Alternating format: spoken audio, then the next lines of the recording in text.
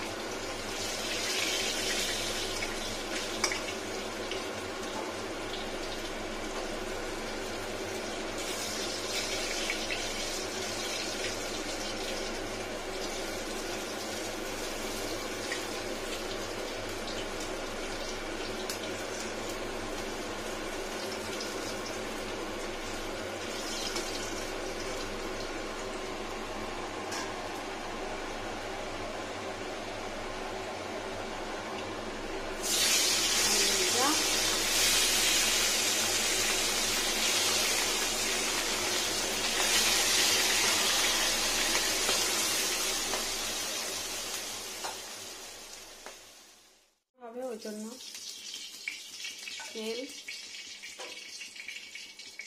প্রথমে পেঁয়াজ কুচো দিয়ে দিচ্ছি,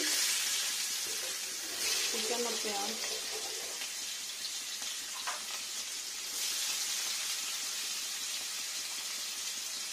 এটা হচ্ছে রসুন, আদা দেব না।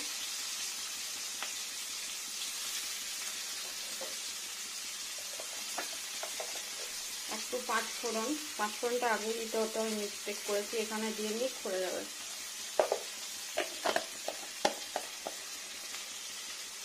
শুরুতেই তেলেই দিয়ে নিতে হতো পাঁচফোড়নটা, এখানেও খড়ে যাবে।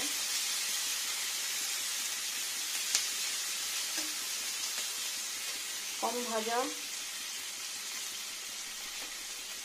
এখানে হচ্ছে বয়েল আলু, পিসেস করছি না, এরকম ভাঙা ভাঙাই দিচ্ছি, ভাতে সেদ্ধ হয়েছে।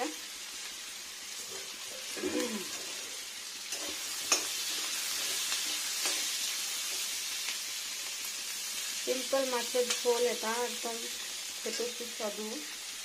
কাঁচা লঙ্কাগুলো কই? এটা হচ্ছে কাঁচা লঙ্কা, আর এটা হচ্ছে টমেটো, হাফ টমেটো।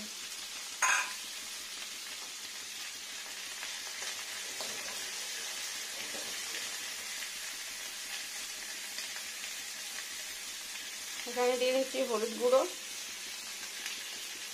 টেস্টির জন্য যতটা লাগবে, আর দিয়ে দিচ্ছি লবণ টেস্টির জন্য। ব্যাস, এটা হয়ে গেল। চালিয়ে নিই।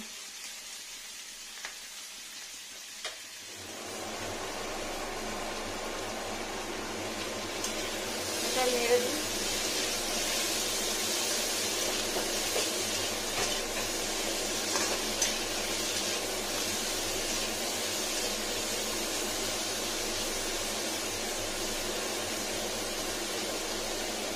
ভাজা ভাজা হবে, একটু মাছের ঝোল হয়ে যাবে।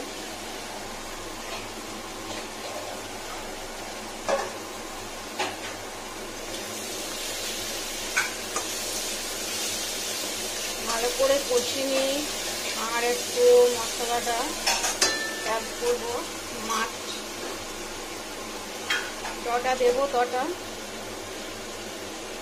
মাথাটা দিয়ে দেবো ঝোলে, মাথা আর একটা পিস লেজা, ব্যাস এগুলোতে হয়ে যাবে একবেলা।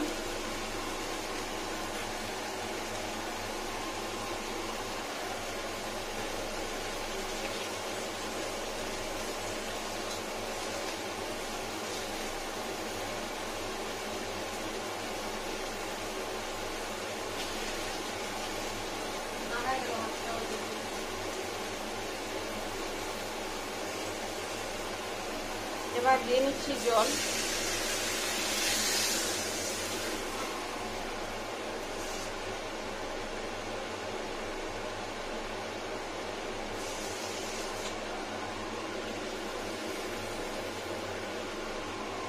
এটা কাতলা মাছ ছিল।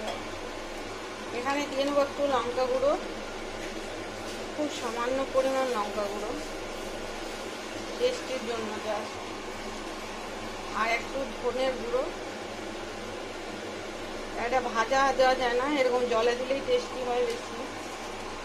আর এটা হচ্ছে গোটা জিরে বাটা, গোটা জিরের পেস্ট।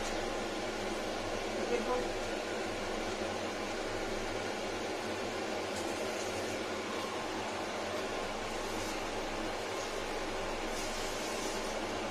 আর একটু জল,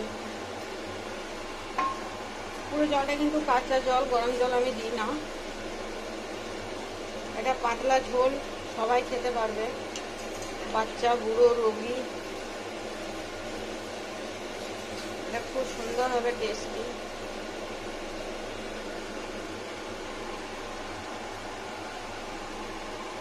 এবার ঢেকে নেবো একটা নিয়ে বাটি।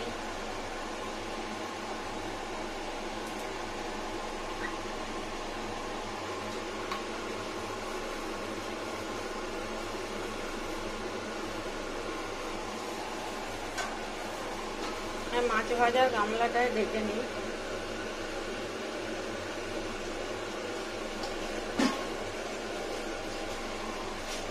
ঝোলটা ফুটবে,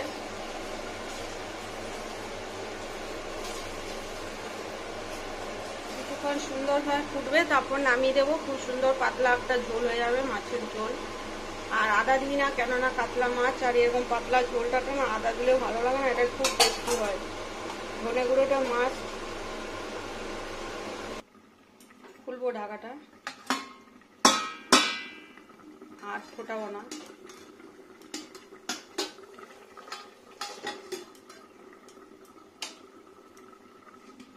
কাপড় দিয়ে ধরতে পারছি না।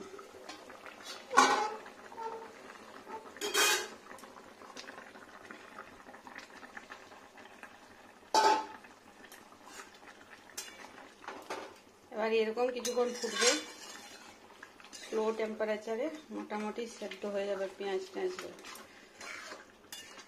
এটা মশলা কম, রিচ কম, খেতে তেল কম, পাতলা পাতলা ঝোলটা খেতে খুবই টেস্টি হয়।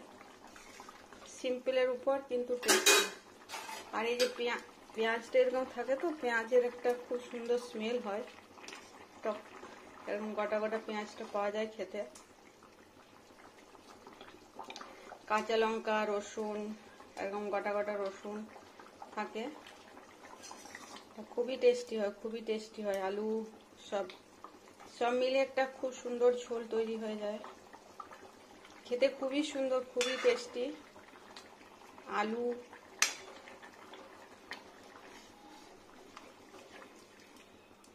একটু ফুটবে, তারপর বন্ধ করবো। এরকম ফ্রি অবস্থায় কিছুটা ফুটবে, যেহেতু আদা দেওয়া নেই, ঝোলটা তাড়াতাড়ি সফট হয়ে যায়।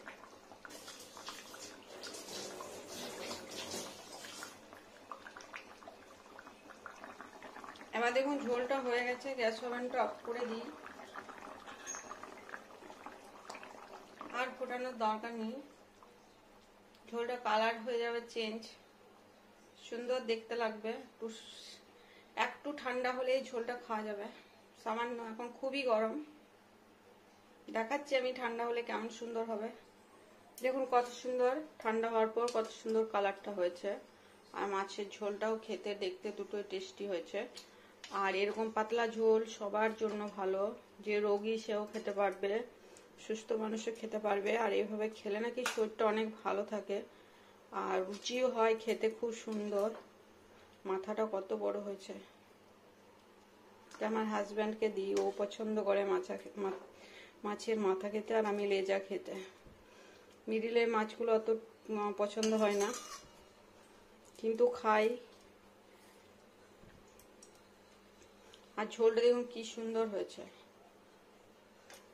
একটু টকটক, চিনি দিইনি, কাঁচা লঙ্কা, নুন ঝাল, টক মিষ্টি নেই, ওই জন্য অল্প টমেটো দিই টেস্টির জন্য। এভাবে বানিয়ে খাওয়ান, অবশ্যই ভালো লাগবে।